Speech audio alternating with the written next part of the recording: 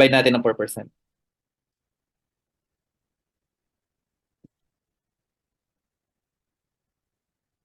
Okay. So, ang tamang answer mo dito ay 33,000, 33,000,750. Okay? Letter C.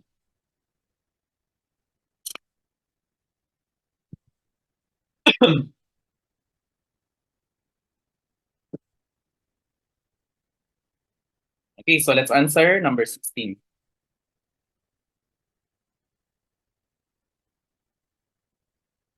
Okay, so magkano daw yung margin of safety? So pag sinabi natin margin of safety, that is the excess sales, no? Okay, so yung sobrang mong sales. Ito yung sales na kahit matanggal or maalis, mabawasan, hindi ka pa rin mag-incur ng loss. So ang formula mo dyan is sales minus break-even.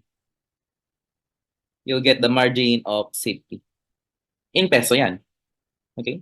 So kung gusto mo margin of safety ratio, or dito sa percentage, the margin of safety divided by sales, you'll get the margin of safety ratio. Okay? So meron naman na tayong sales, no? Pag kinumpit mo to, lalabas na yung sales mo dyan. Okay? At ang sales mo sa problem ay 40,000. 10,000 times 40 pesos. Okay? Kailangan na lang natin yung break-even. Break-even ang kailangan. So to compute for the break-even, fixed cost divided by CM. Okay? CM. So magkano ang fixed cost natin? So ang fixed cost mo is 5,100 plus 3,000. You'll get 8,100. So CMR ka ngayon. So ang selling price mo guys ay 40. Meron kang variable cost na 12. Variable manufacturing. May variable selling ka na 5% ng selling price. So 5% ng 40. Ilan yon? 2. May variable admin ka, 20% ng 40. Ilan yon? 8. So ang CM mo per unit ay 22. 22 ba? 22. O 18. 40 minus 12 minus 2 minus 8. 18. Okay? So 18 divided by sale, sa selling price. Selling price ay 40. So ang CMR mo, 45%. So 81 minus 45%. Ang break-even mo, break-even is how much? 18,000. So kaya na natin sagutin yung margin of safety. So sales is 40,000. Break-even ay 18,000. So margin of safety in peso, 22 million. Okay, margin of safety in percentage. Okay, margin of safety 22,000 divided by sales na 40,000. Margin of safety mo, how much? 55%. Okay, so cut ang answer.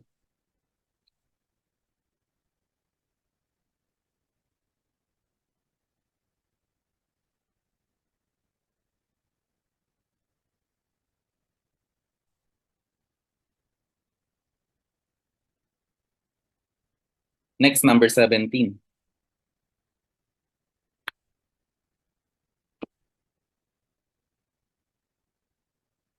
So, ang tinatanong sa atin is target profit, no? So, meron ka dito target profit na 1188. Pero after tax yan, no? After ibawas ang 40% na tax. So, para ma-add back natin yung tax, so 1188, okay? I-divide natin ng 100% minus the tax rate na 40%. So, itong 118 na kasi na yan, minultiply yan sa 60% para matanggal yung 40. So, para maibalik yung 40, i-divide naman natin ng 60. Okay? So, para lumabas yung profit, okay, before tax. So, dadagdagan natin yan ng fixed cost. Magkano ang fixed cost mo? 9,900,000. Okay?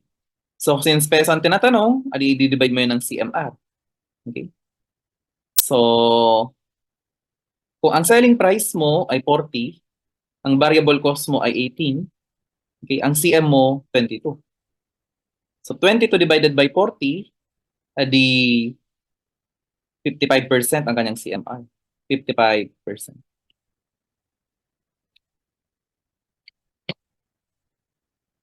So, magkano ang required sales mo?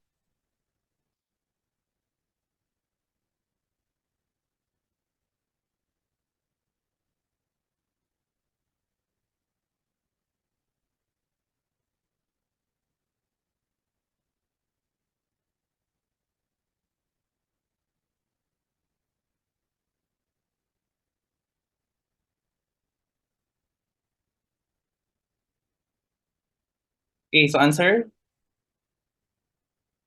21,600.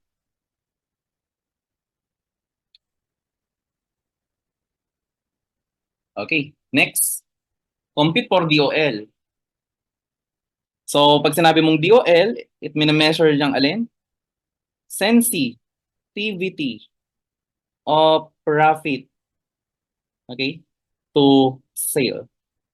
Mas mataas ang DOL, ibig sabihin mas malaki ang sensitivity, mas sensitive ang profit sa galaw ng sales. Magbago lang ng konti yung sales, malaki agad ang impact sa profit kapag mataas ang DOL.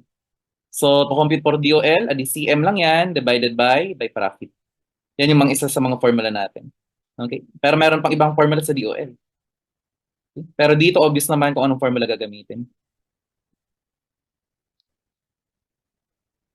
Okay? So, answer mo na, 2.2, 2.6, no? Okay, Apple. Okay, so tapos tayo sa CBP. Let's proceed naman guys sa absorption.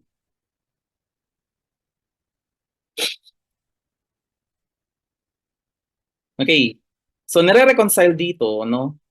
Kung magkano daw ang difference ng profit sa absorption at profit sa variable. So sa lahat ng cost, parehas naman ang treatment sa absorption at sa variable. Sa iisang cost lang sila nagkakaroon ng difference. At yun ang yung fixed manufacturing.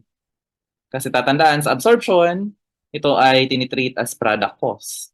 While sa variable, ito naman ay tinitreat as period cost. So dyan sila nagkakatalo. So to reconcile, to determine the difference, ito lang yung papansinin.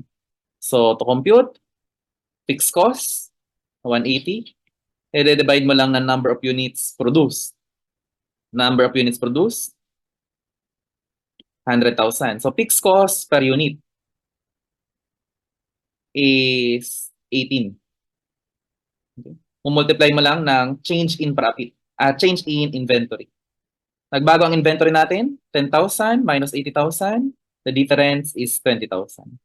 Okay? So the difference in profit is 20,000 times 18.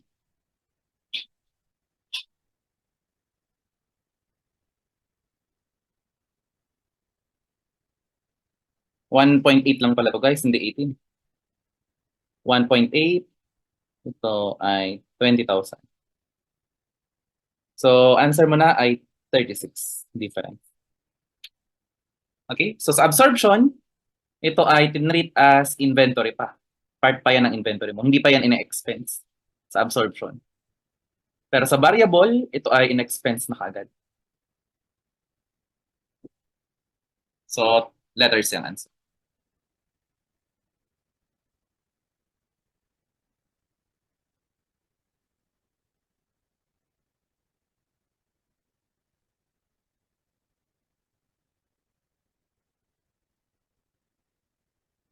Okay. Next.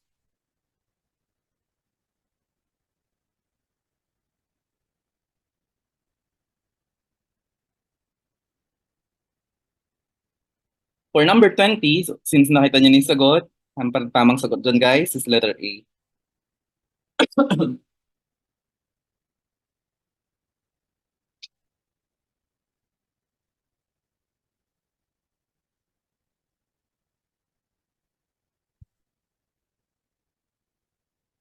Okay, so number 21, ang answer ay letter A din.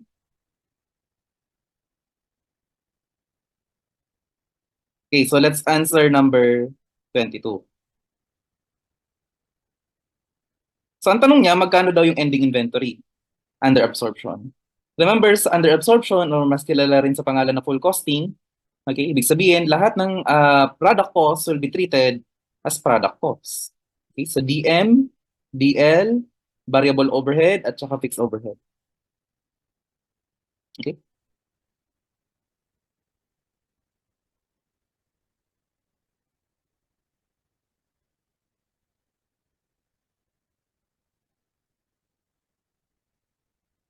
So, kapag tinotal natin yan, guys, no? 85, 140, 100, 75. So, ang total product cost mo is 400,000. Sa 400,000 na yan, okay, 35 dyan na benta. Okay, yung 50 na na-produce, 35 na benta. So, ilan na lang ang naiwan? Ang naiwan na lang ay 15. So, kung i-ratio mo yan, 15 over 50. So, sa 15 na na-produce, 15 na lang ang naiwan sa ending inventory. Okay? So, 15 over 15 ng 400 ang magiging inventoryable mo. Or that is equivalent to 120,000. Okay? So, letter C. Nasa number 23 na tayo, guys. So, ang question dito, ano ang ibang name ng variable costing? Ang sagot dyan ay direct costing. Okay? Kasi mga direct cost lamang, mostly, no? Mga direct cost lamang yung tinitreat niya as product cost. Okay? So, for number 24, okay? Ang sagot dito ay dog, no? Variable costing, consider which of the following to be product cost. So, ang product cost lamang dyan is ito, variable manufacturing cost. Okay? So, sa variable costing, variable product cost lamang, okay, ang treated as product cost. So, DM, DL, at variable overhead lamang. Okay? So, for number 25, answer natin dyan is letter C. Okay? So, letter C. Next, 26.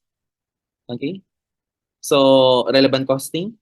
The incremental cost of producing one more unit of product include all of the following except. So, hinahanap dito yung hindi incremental cost or relevant cost. So, answer dito is dog.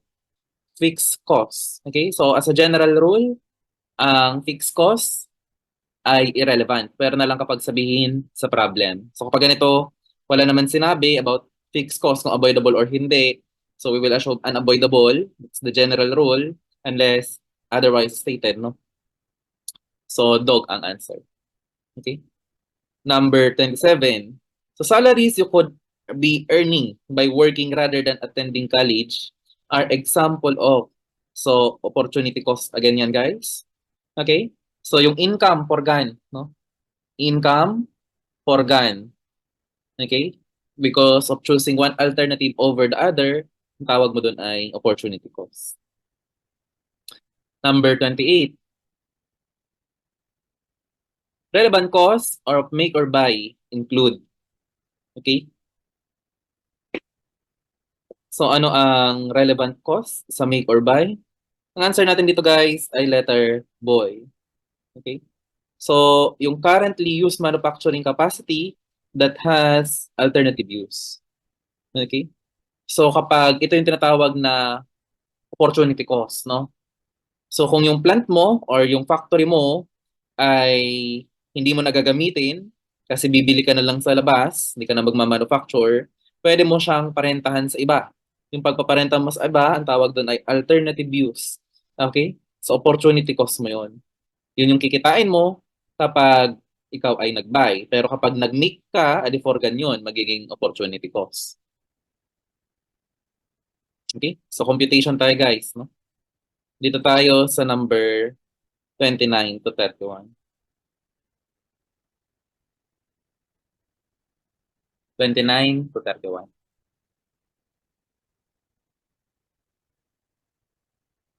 So, please read. So, the company produces a single product. The cost of producing a single unit at a normal capacity of 40,000 per month is as follows. So, DM, DL, variable overhead, fixed overhead. Variable selling to, guys, no? Variable selling cost and then fixed selling and admin cost. Okay? So the normal selling price of the product is 81.10 per unit. An order has been received. So special order to guys. From overseas customer, 3,000 units to be delivered this month at a special rate. Okay? This order would have no effect on the company's normal sales and would not change the total amount of fixed costs. Okay, however, in this special order, variable selling would be 0.2 less per unit, okay, on this order than on normal sales. Okay, so number 29. Suppose the company has excess capacity, okay, and the special discount price is 75.30. By how much would this special order increase, decrease, okay, the capacity? So, ganito guys, no? Kapag ito ay may excess capacity, kukunin mo lang yung CM, okay, from special order. Okay, CM from special order. So, selling price, okay, is 75.30. Variable cost. Okay, so compute natin variable cost. So, ito magiging 1.50 na lang to kasi 0.20 less. Okay, so magkano yung magiging variable cost? 38.80, 9.70, 2.30, 1.5.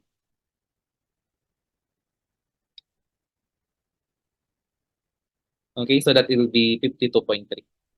52.3. So CM natin per unit, 23. Okay? So 23 ang CM per unit.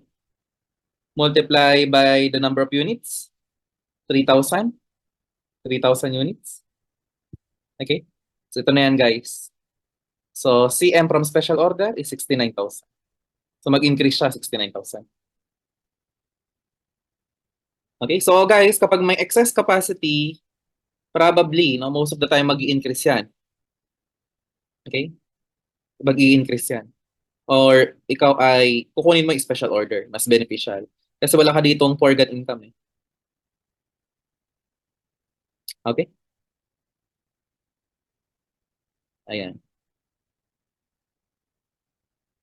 Next. Suppose the company is already at full capacity. So full capacity ka dito. What would be the opportunity cost of each unit to be delivered overseas? So ang opportunity cost mo dito is yung CM from regular, no? CM from regular sales. Okay? So, ang regular sales mo, ang selling price nun ay 81.10. Ang variable cost mo sa regular, no? Ito 'yon. 38.80, 9.70, 23.30, pero ito 1.7. So, magdagdag ka lang dito. 52.5. Okay? 52.5.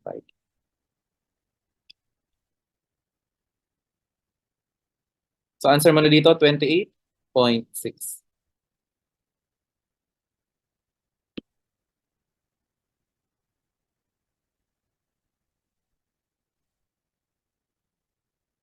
Okay.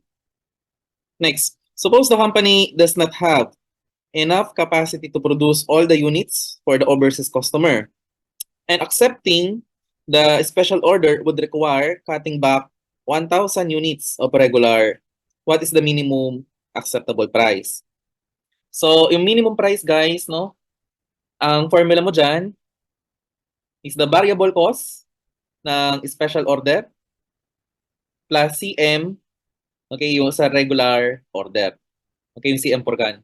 So, babawiin mo yung gagastusin mong variable cost at babawiin mo yung nawala mong kinita. Okay? Dun sa regular sales. Ito yung magiging minimum selling price. The minimum. So, again, ang variable cost natin sa special order is 52.3. Okay? Ang CM natin sa regular order, kailangan pa natin kumpitin. Hindi ito yun, ha? Okay?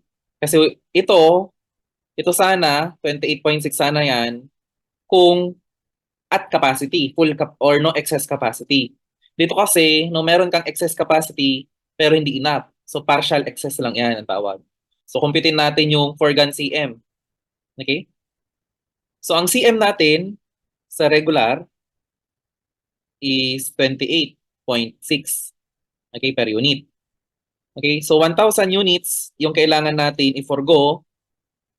Okay, so ang total CM na kailangan natin i-forgo is 28,600. So babawiin natin yan sa 3,000 units special order. Okay, so ang CM per unit na babawiin natin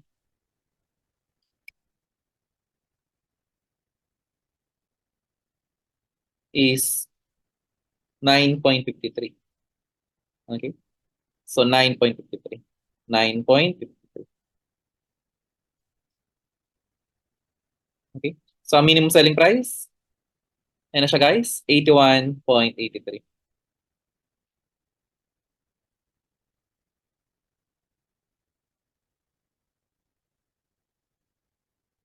Okay, next.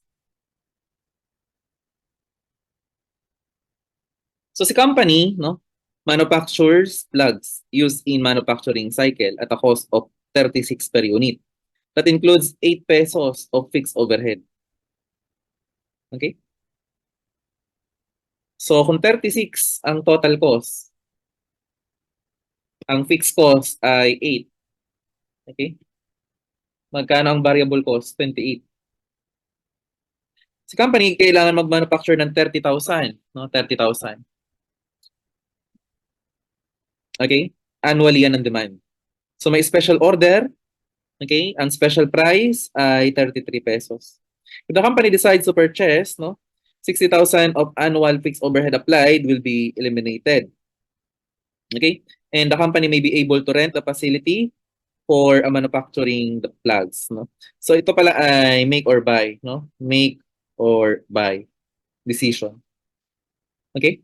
So if the company purchased the plug but does not rent the unused facility, the company would. Okay? So beneficial ba or not beneficial? Okay? So, kumpitin natin, cost to make. So, yung cost to make mo dyan is the variable cost per unit. Okay, the 28 pesos times 30,000 units. Cost to make is 840. So, yung cost to buy mo dyan, the purchase price, magkano yung purchase price? 33. Ilang piraso? 30,000. 33 times 30,000. 990. Kaya lang, babawasan mo yun ng savings mo na 60,000. 60,000. So, 930.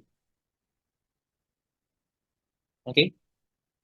So, difference, 90,000.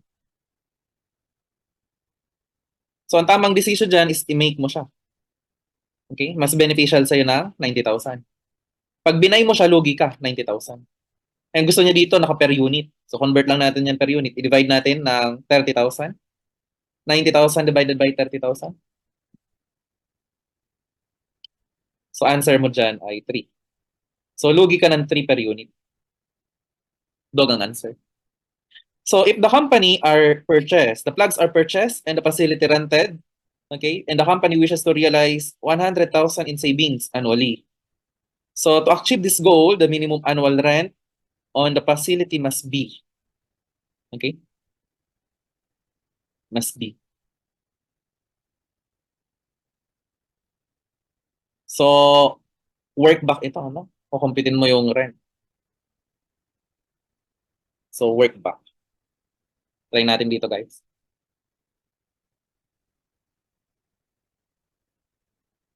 So, again, ang cost to make mo dito sa make or buy, kapag minake mo siya, gagastos ka ng variable cost. Kukumpit na ata natin, no? 28 times 30,000, 840. Okay, tapos yung opportunity cost, ito yung question mark. So, total cost to make. Okay, kukompare mo yan sa cost to buy. Na-compute na natin to kanina. Ang cost to buy mo is yung purchase price. Okay? So that is 33 times 30,000. 990. Okay? Pero ma-minus mo yung avoidable fixed cost na 60. So cost to buy mo will be 930. 930. So kung gusto mo mag-benefit ng 100,000, okay? Magkano dapat yung total cost to make? Magkano dapat yung total cost to make?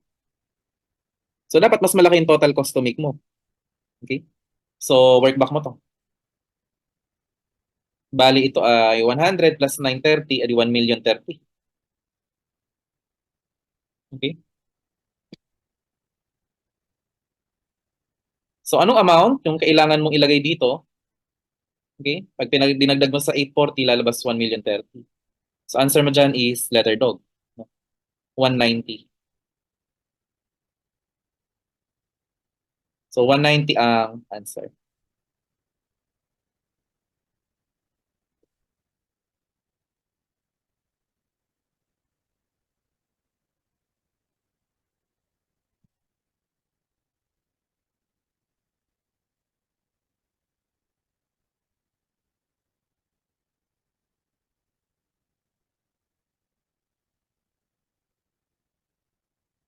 Next. Number 34.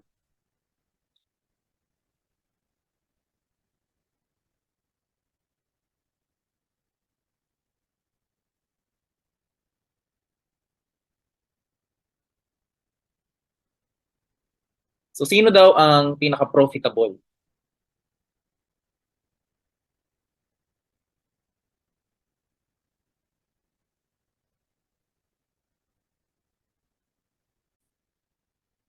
Okay, so dito, theory of constraint.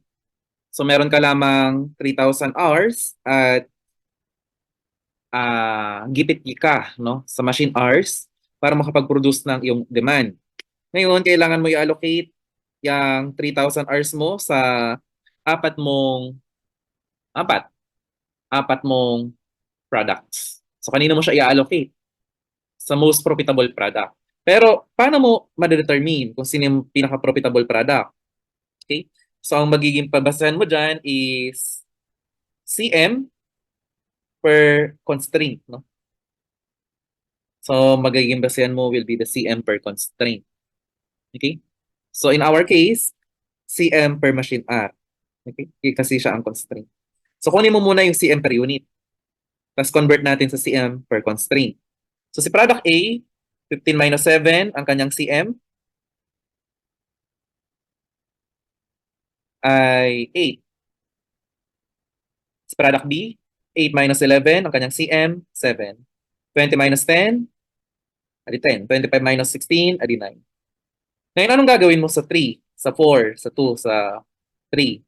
So ito daw yung number of units produced per machine hour. So sa isang oras, nakakapag-produce ka ng 3 piraso ni A.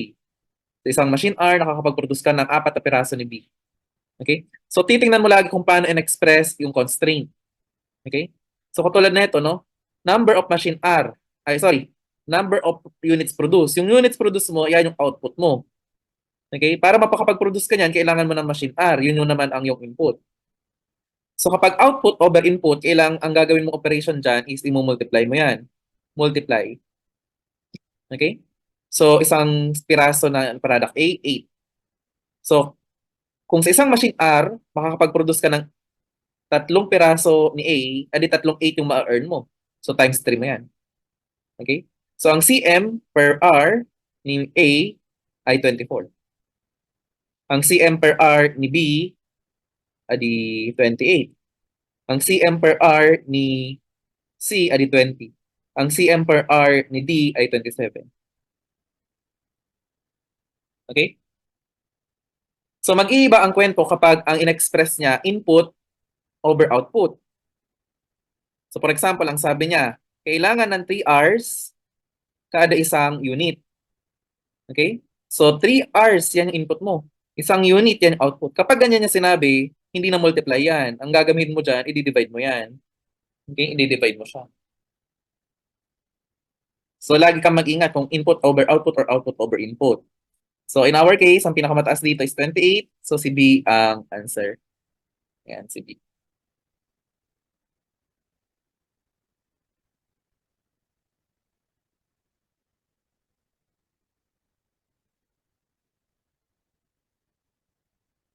Okay? So for number 2035, bigay na lang natin yan. Nakapag-try na tayo ng make or buy. Letter C ang answer. Next, number 36. Okay, so keep or drop, continue, discontinue. Let's read number 36. Okay, the following information is available on furniture companies to product line, chairs, and then the tables, no? Okay? So again, kung ikikip mo siya or dida-drop, i-compare mo lang yung CM ng product line, okay? Nung branch, nung segment, nung division, or kung ano man yung pagdidesisyonan mo. I-compare mo lang yung CM niya sa kanyang avoidable, okay, cost. Okay, compare mo lang yan.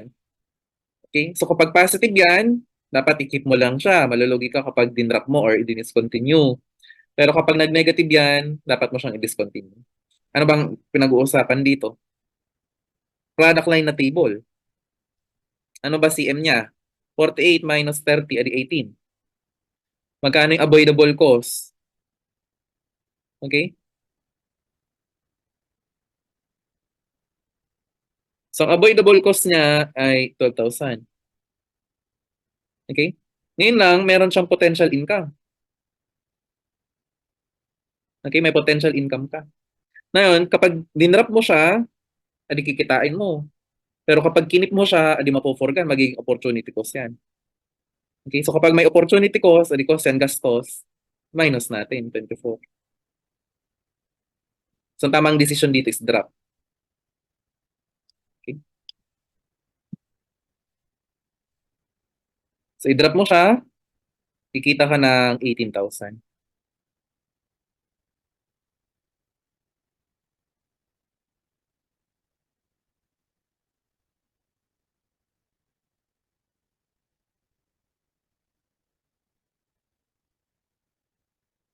Hmm.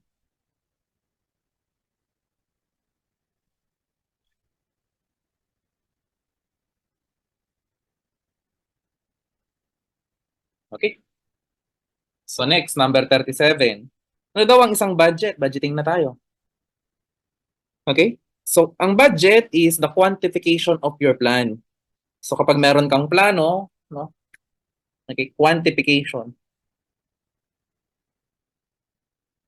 of plan. So, maliwanag na letter A, no? Plano ito. Tapos, yung plano mo, kailangan mo i-convert into quantity or into peso. Okay? Ayan. So, ginagamit din to as a control tool. So, paano mo siya gagawing control tool? Iko-compare mo yung budget mo versus sa actual. Okay, nag-overspend or underspend ka ba? Okay, pasok ka ba sa budget or hindi? Okay? Paparusahan ka ba or re-rewardan? Ayan. And syempre, no, it serves as a communication, okay, of your objective to the company. Okay, so kapag meron kang budget, alam mo kung ano yung objective, ano yung kailangan mong gawin. Okay? So, dog ang answer.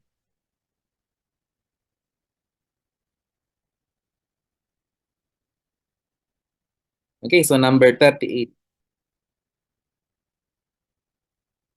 So let's read, no? So the company desires to produce its inventory of raw materials, okay, by 40%. The inventory at the beginning of the budget period is 240, and the company plans to manufacture 168 units of output. Each of units requires 2.5 of raw materials. So ilan daw ang kailangan bilhin during the period? Ilan daw ang kailangan bilhin during the period? Okay, so beginning inventory, okay? Beginning inventory plus cost of goods manufactured, CGM, okay? Equals minus mo yan ng CGS, lalabas yung ending inventory. Okay? So, kailangan natin yung i-rewrite, guys, no? So, dito manggagaling yung purchases mo sa CGM. So, pag nire-write mo yan, ending inventory, ito yung kailangan maiwan, plus yung kailangan mong gawin, or yung kailangan mong ibenta. Okay? And then, yung meron ka na, the beginning.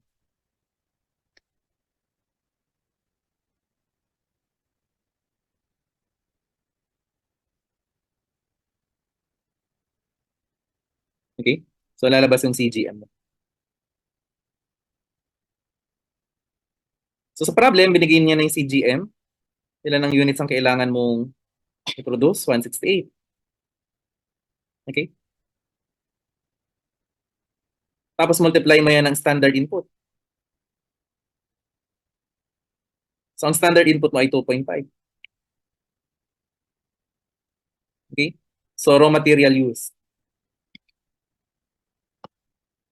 420. Okay? So, dadagdag mo dyan yung required ending mo, 40% ng 240. I-minus mo yung beginning na meron ka na. Hindi. Reduce by 40. So, 60% na lang ang maiiwan. 240 times 60.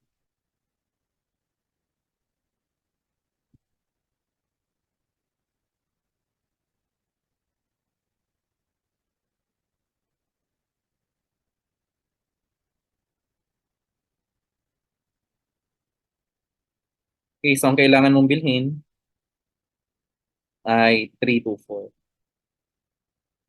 So, letters.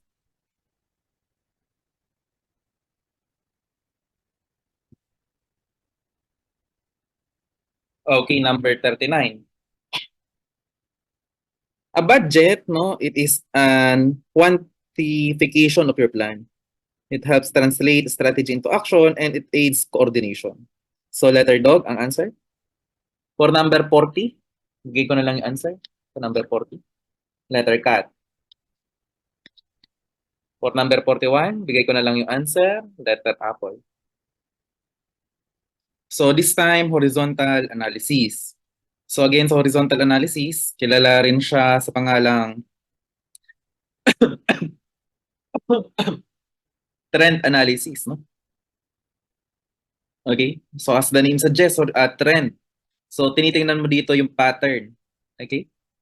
Kung tumataas ba from the previous, bumababa.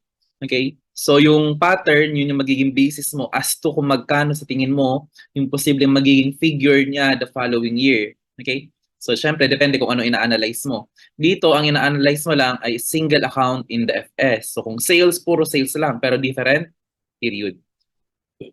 Okay.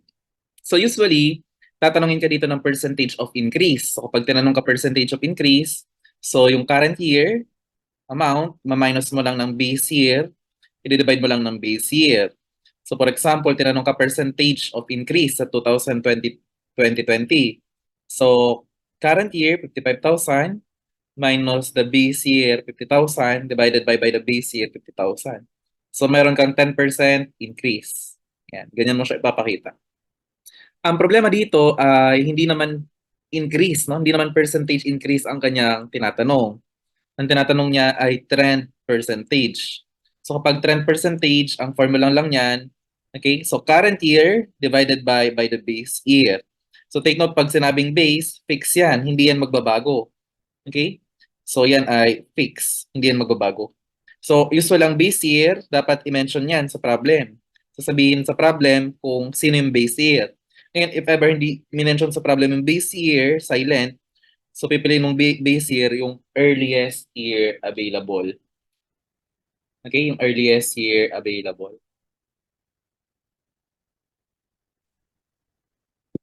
Okay, so kung titingnan natin,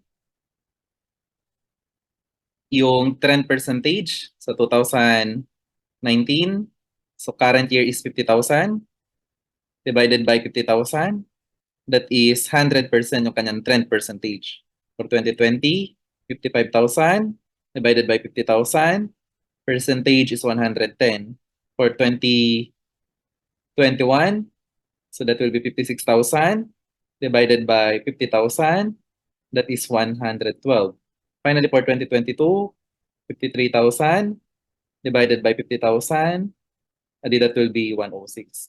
So, ang tatandaan mo lang dito sa trend analysis, yung base mo, hindi yan mag-change. Okay? Hindi yan mag-change. Okay? So, ang tanging answer natin dito is letter C. Ang answer. Ayan. Okay, so let's proceed. Which of the following is not a measure of asset utilization? Okay? So again, ang asset utilization, ang ibang tawag dito ay activity ratio, no? Okay? Dito pinapakita kung paano mo minamanage, no? Tamang pag-manage ng working capital mo. Okay? Na-utilize mo ba at its full capacity yung mga resources na pinagkatiwala sa'yo? Okay? Na-utilize mo ba siya? Or siya ay natutulog lang, no? Tulog. Okay? So para ma-measure mo yan, ang gagamitin mo sa yung analysis will be the activity ratio. Okay, so ang hindi lang dito activity ratio is the debt to total asset, no? Hindi yan activity ratio, yan ay solvency, no? Solvency ratio yan. Okay? So yung A, B at C, yan ay mga activity ratio. Again, hinahanap ang hindi.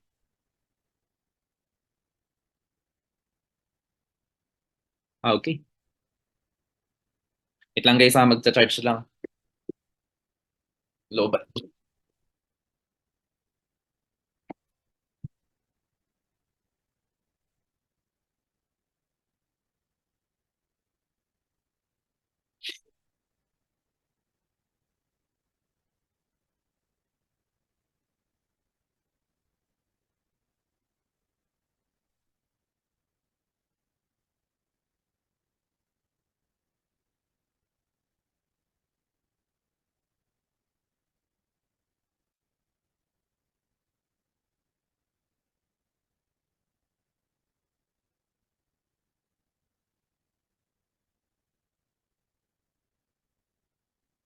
Okay, so for number 44.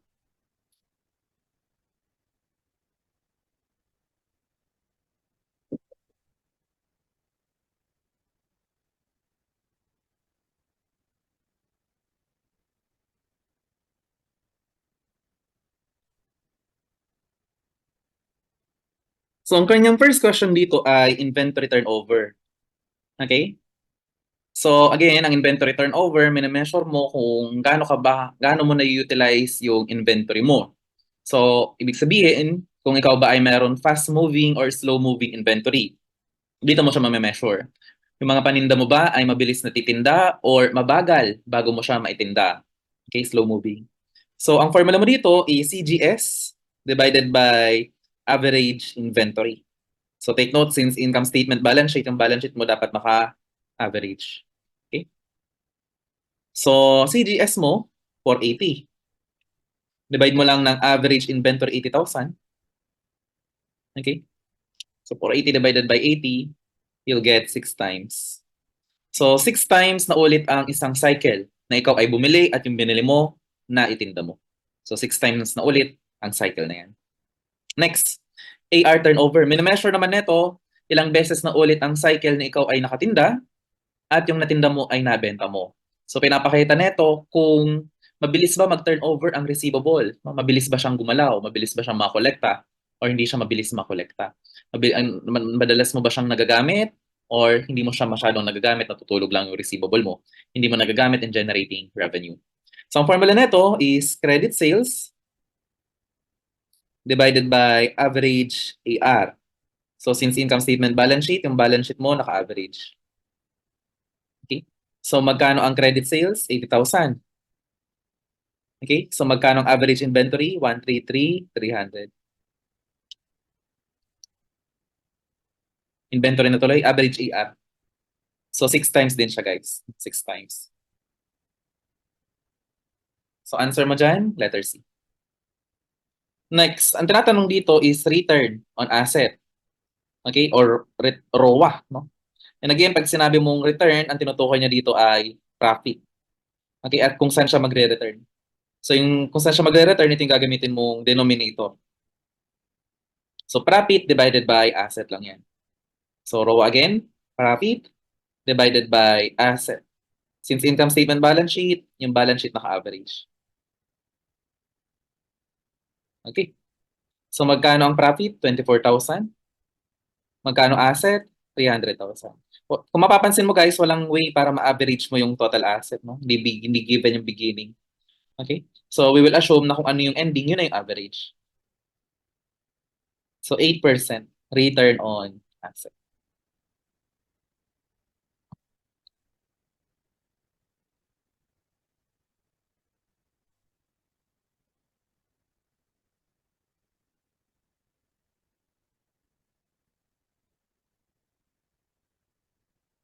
Okay, so let's proceed. Profitability ratio pa rin.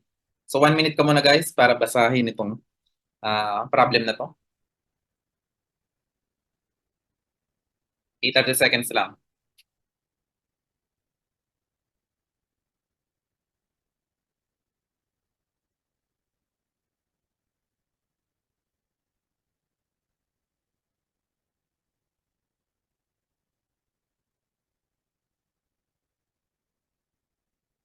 Okay. So magkano daw ang PE ratio? Okay? So ang PE ratio parang payback period yan. Ilang years bago mo ma-recover yung binayaran mo. Okay? So pag bumili ka ng isang shares, okay, sa halagang 20 pesos, okay, ilang years bago mo mabawi yung 20 pesos na yan. So ang formula mo dyan, market price, kung magkano mo bibili ng isang shares, divided by EPS. Magkano kikitain ng shares na yon kada taon. Okay? So ang market price mo dito is 20. Take note, ang tinutukoy niya prior year. Prior year. So dito ka sa column na to. Ang denominator mo EPS, earnings per share. Ang problema, hindi pa available yung EPS.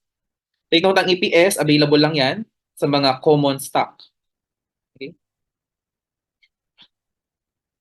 Hindi mo na kinocompute ang EPS ng mga preferred kasi may fixed dividend yan na makikita sa kanilang share certificate. So once itingnan mo yung share certificate ng preference, okay, alam mo na kaagad magkano kikitain niya. So paano ba mag-compute ng EPS? Net income minus preference share dividend divided by weighted average outstanding shares. So ang net income sa problem is 90,000. Ang preference share dividend ay 20,000. Okay? So 70,000 lang ang mapupunta sa income ng mga ordinary shareholders. Take note, ang EPS kasi pang ordinary lang.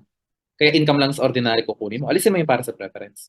Divided by number of common stock. Ang number of common stock is 500,000 divided by 10. That will be 50,000. 50,000. So 70,000 divided by 50,000, ang EPS mo will be 1.4. Tapos ang price earnings mo is 14.3. So hihintay ka ng 14.3 years bago mo mabawi yung 20 pesos na iyong ilalabas. So answer mo dito ay boy.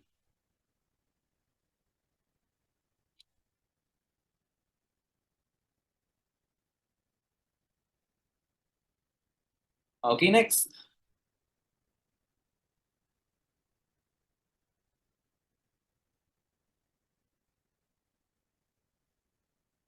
Dividend yield ratio. Pag sinabi mong dividend yield, okay, magkano yung dividend na ibibigay sa'yo nung shares na iyong binili? Ilang percent sa nilabas mo ang ibibigay na dividend sa'yo? So ang formula mo dito is the dividend per share. Kada isang share, magkano ibibigay na dividend?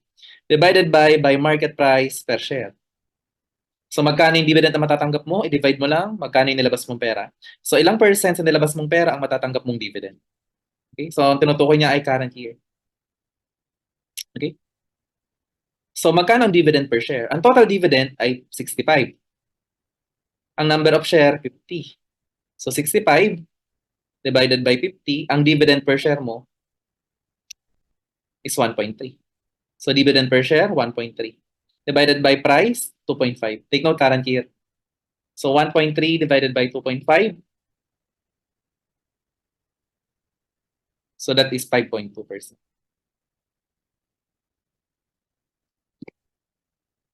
25 pala to, 25. Hindi 2.5.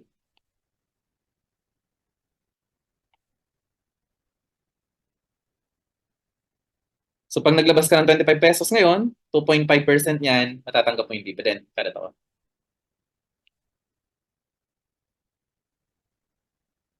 Next, return on equity. So ang return on equity natin, tinutukoy niya dito common equity lang. So return, ang tinutukoy sa return is income, profit. Since common equity lang, ang tinutukoy niya, tatanggalin mo ngayon yung preference share dividend. Yung portion ng income na mapupunta sa preference share. I-divide mo ngayon ng equity ni common. Okay? Since income statement balance sheet, yung balance sheet dapat maka-average. So substitute natin. Magkano ba profit? Take note, current year ang tinutukoy. So ang profit for the current year is 102. Hindi naman niya mapupunta lahat kay preference. Alisin natin yung mapupunta kay ordinary. 20,000 dyan mapupunta kay preference. Alisin natin. Now, magkano yung common equity? Ang common equity, guys, ito yan. Yung capital stock tsaka RE. So, average lang natin ito. Ito, tsaka ito. So, 500, 257, 500, 240 divided by 2. 500 plus 257 plus 500 plus 240 divided by 2. Kasi average, kaya dinivide ng 2. So, ito siya, guys. So, magkano ang return on common equity? 10.9.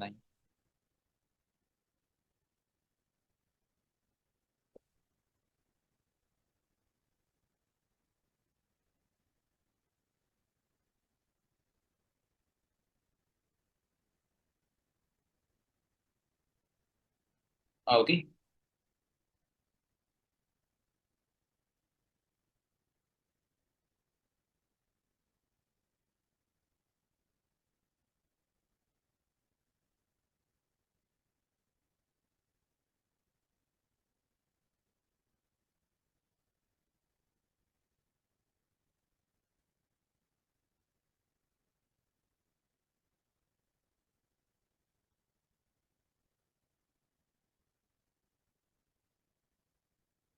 Okay, guys. So, next. Dividend payout. So, mina-measure ng dividend payout as to kung magkano sa kinikita mo ang pina-payout sa'yo or binibigay sa'yo. So, ang formula mo dyan is the dividend per share, divide mo lang ng EPS. Okay? Ayan, dividend per share. So, magkano prior year ang tinutukoy? So, magkano ang dividend per share? 60,000 divided by 50,000. 60,000 ang dividend na binigay sa mga ordinary. 50,000 ang lahat ng share. So, kada isang share, magkano ang dividend? 1.2. Okay? Magkano ang EPS niya? Para na-compute na natin kanina, guys, yung EPS, no? 1.4. So, 1.2 divided by 1.4. So, 85%. Taas na ito. So, 85% ng kinikita mo ang binibigay din sa inyo. So, walang hino-hold masyado yung kumpanya.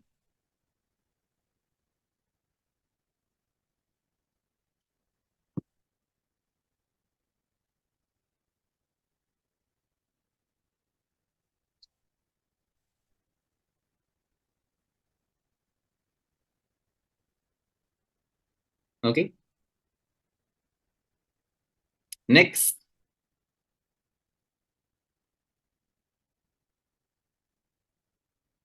So, responsibility accounting tayo.